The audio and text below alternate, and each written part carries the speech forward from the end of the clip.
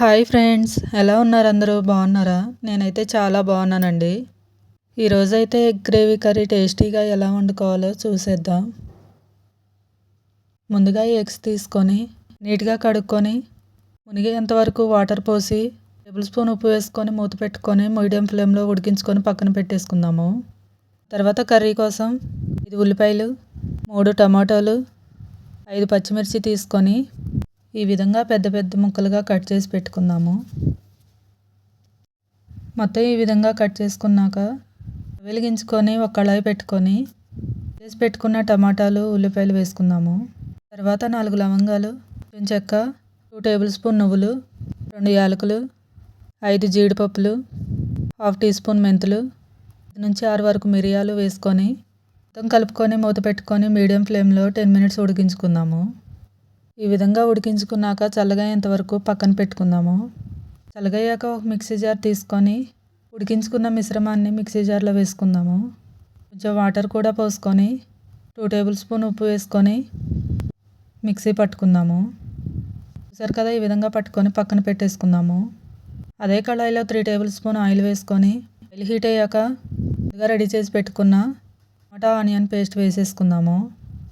వేసుకున్నాక 1.5 tea spoon అల్లం వెల్లుల్లి పేస్ట్ కూడా వేసుకొని మొత్తం ఒకసారి బాగా కలిసేలాగా కలుపుకున్నాక మూత పెట్టుకొని 10 to 15 మినిట్స్ వరకు ఉడికించుకుందాము. ఈలోపు ముందుగా బాయిల్ చేసి పెట్టుకున్న ఎగ్స్ని ఈ విధంగా పొట్టు తీసుకున్నాము. అన్నీ తీసుకున్నాక ఒక ప్లేట్లో వేసుకొని చాకు పెట్టి ఈ విధంగా ఘాట్లు పెట్టుకుంటే ఎగ్స్కి కూడా మసాలా అనేది మంచిగా పడుతుంది. అప్పుడు టేస్ట్ అయితే చాలా బాగుంటాయి.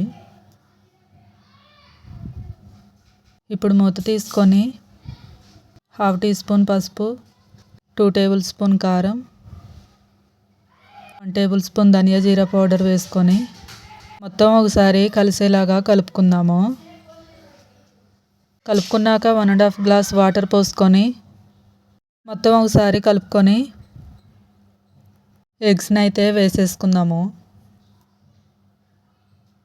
అన్నీ వేసుకున్నాక కలిపి మూత పెట్టుకొని 10 to 15 మినిట్స్ మీడియం ఫ్లేమ్లో ఉడికించుకోవాలి.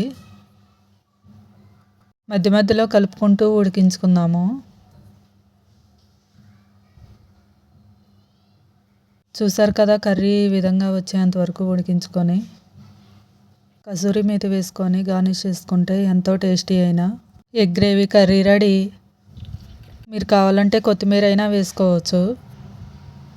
టేస్ట్ అయితే చాలా బాగుంటుంది. మీరు కూడా ట్రై చేయండి. రైస్లోకైనా చపాతీలోకైనా బాగా సెట్ అవుతుంది. చూసారు కదా, నా వీడియో కనుక నచ్చినట్లయితే లైక్ అండ్ సబ్స్క్రైబ్. బాయ్.